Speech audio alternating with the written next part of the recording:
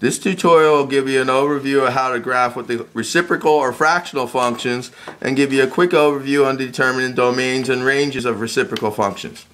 On my paper I have three reciprocal functions: y equals 1 divided over x, y equals 1 over x minus 3, and y equals 3x over x plus 2. Let's go ahead and graph the first one. This fraction is the same as division.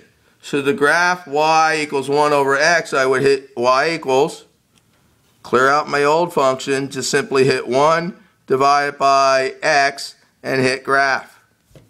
Now if you notice on this graph we have two pieces, one in quadrant 1, one in quadrant 3. That's because a reciprocal function is not a continuous function. There are breakpoints in it.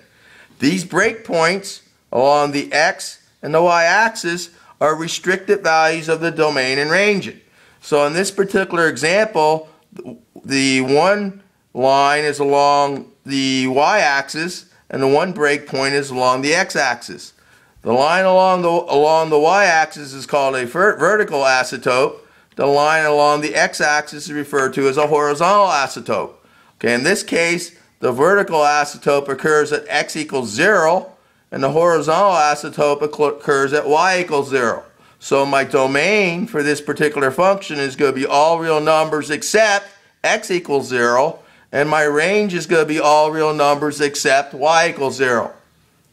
If I go ahead and graph the second one, now parentheses is important. In order to do this properly and make sure that you use order of operations properly, we must include parentheses around any numerator or denominator that has more than one term. So for example, in the second one, the x minus 3 is going to be in parentheses when I graph it. I hit y equals, I clear out my old one, I hit 1 divided by, now I got to include parentheses so I get the whole denominator in parentheses, put x minus 3, close the parentheses, and hit graph. Notice what happens. It's kind of similar to the previous graph. The only difference is the vertical asymptote moved over 3 digits to the point x equals 3. So my domain here is going to be all real numbers except x equals 3. I still have a horizontal asymptote at y equals 0. So my range is going to be all real numbers except y equals 0. Now let's look at the third graph. Notice in the numerator I have a variable and I have a variable in the denominator.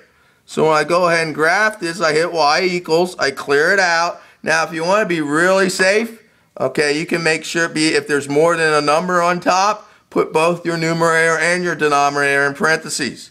So I would put parentheses, 3x, close parentheses, divided by, open parentheses, x plus 2, close parentheses, and hit graph. Now notice, okay, the vertical and horizontal asymptotes changed. This time the vertical asymptote moved to x minus 2. The horizontal actually moved up to, you don't see it, but if you kind of put an eyeball line between those two lines, it occurs at y equals 3.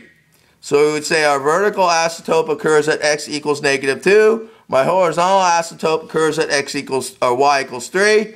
So my domain is going to be all real numbers except x equals negative 2. And my range is going to be all real numbers except y equals 3. This concludes my tutorial on graphing reciprocal functions.